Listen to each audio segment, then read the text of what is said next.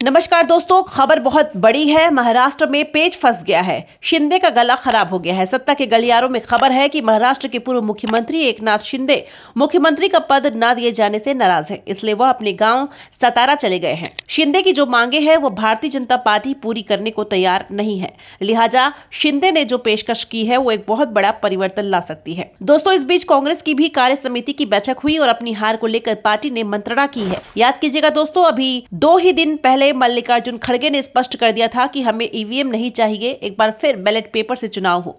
मगर सीडब्ल्यूसी की बैठक में कांग्रेस ने अपने रुख में परिवर्तन है।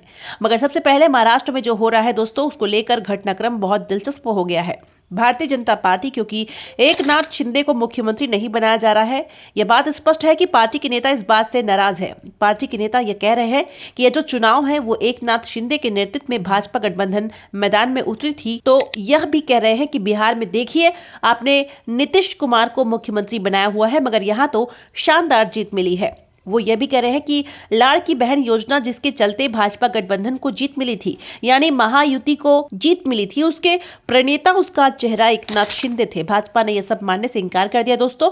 लिहाजा अब एकनाथ शिंदे ने कुछ शर्तें रखी है और ये शर्तें क्या है उस पर हमें गौर करने की जरूरत है। सबसे पहली बात, एकनाथ शिंदे को अगर मुख्यमंत्री का पद नहीं मिला तो वो डेप्यूटी चीफ मिनिस्टर भी नहीं बनेंगे। भारतीय जनता पार्टी ने एक और पेशकश की है कि आप केंद्र में मंत्री बनकर चले जाएं।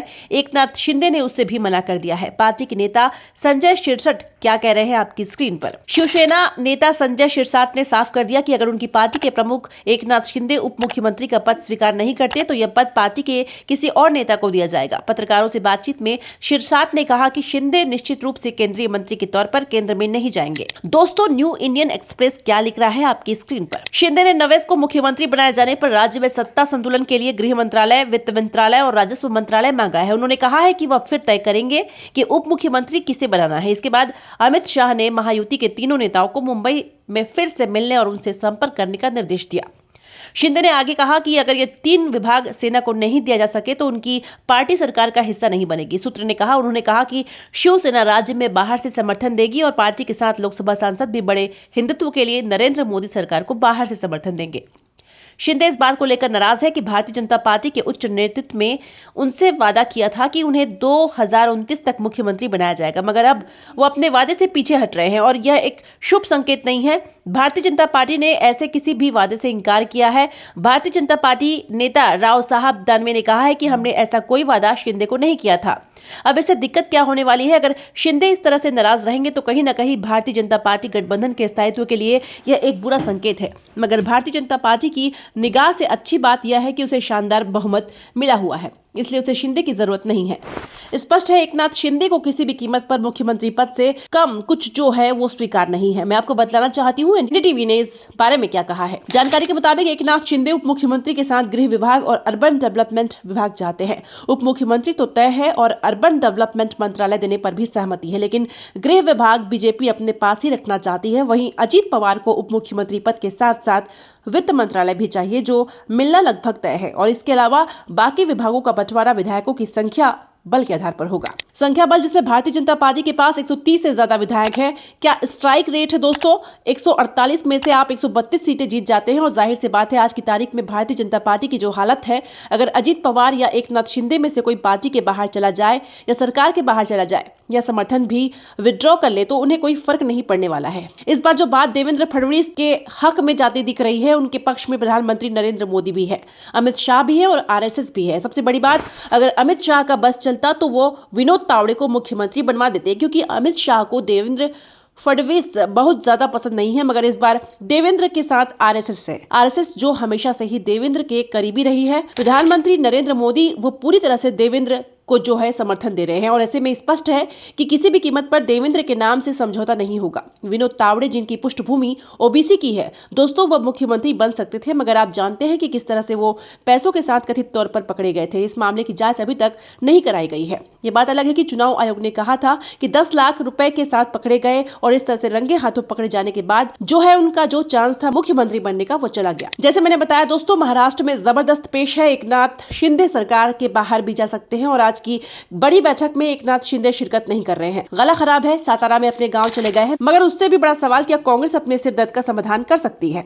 अभी 2 दिन पहले मल्लिकार्जुन खड़गे सामने आते हैं और कहते हैं कि अब हम एक आंदोलन शुरू करेंगे कि चुनाव बैलेट पेपर से ही ईवीएम से ना हो। CWC की बैठक होती है और इस बैठक में जो बात सामने उभर कर आती है कि सिर्फ ईवीएम पर दोष न मढ़ा जाए। कांग्रेस अब ये मान रही है कि चुनाव में व्यापक पैमाने पर धांधली हो रही है, इसलिए सिर्फ ईवीएम पर हम फोकस नहीं रहना चाहिए, क्योंकि ईवीएम में धांधली हो रही है, इस बात को लेकर बहुत ज्यादा सबूत नहीं है और इस बात को समर्थन किसी और को नहीं, राहुल गांधी का मिला।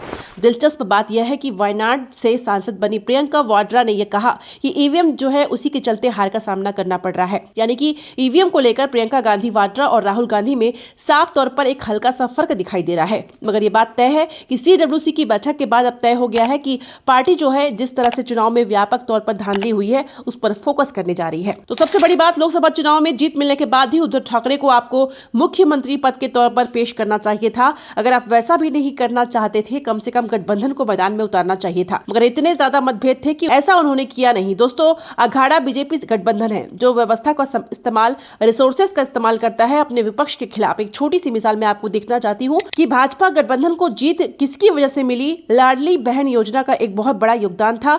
क्या आप जानते हैं कि हरियाणा और महाराष्ट्र के चुनाव हमेशा एक साथ होते हैं, मगर जानबूझकर महाराष्ट्र के चुनावों को डिले करवाया गया ताकि लाडली बहन योजना का पैसा लोगों तक पहुंचाया जा सके। इसका नतीजा ये हुआ कि महिलाओं ने बड़ी तादाद में वोट किया। किसके लिए? भाजपा के लिए, एकनाथ शिंदे के लिए। क्यों? क्योंकि चुनाव आयोग भाजपा की जेब में था। मगर हरियाणा के साथ ये चुनाव हो जाते तो शायद 200 से ज्यादा सीटें जो मिली है युति को वो ना मिलती। तो एक तरह से कहा जा सकता है कि व्यवस्था पूरी तरह से भाजपा की जेब में। मगर आपको समझना पड़ेगा कि अघाड़ी के हाथ में जीत थी, मगर फिर भी वह जीते नहीं, वो जीत उन्होंने गंवा दी। मगर दुख की बात यह है कि इस मुद्दे को संबोधित करने को तैयार नहीं है। मगर बड़ा दुर्भाग्य दोस्तों इस देश की जनता को कि एक सशक्त विपक्ष चाहिए। कांग्रेस अपने अत विरोध के चलते ये सब करने को तैयार नहीं है। मैं समझना चाहती हूँ क्यों अब भी अगर आप नहीं सुधरे तो क्या ही होने वाला है कांग्रेस का और क्या ही होने वाला है देश का, क्योंकि एक लोकतंत्र कमजोर विपक्ष के चलते अधूरा है।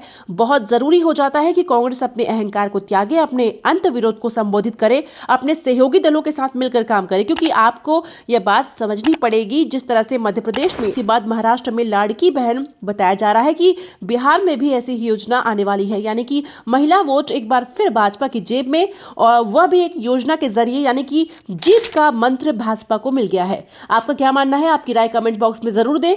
चैनल में पहली बार आए हैं तो सब्सक्राइब जरूर करें। धन्यवाद।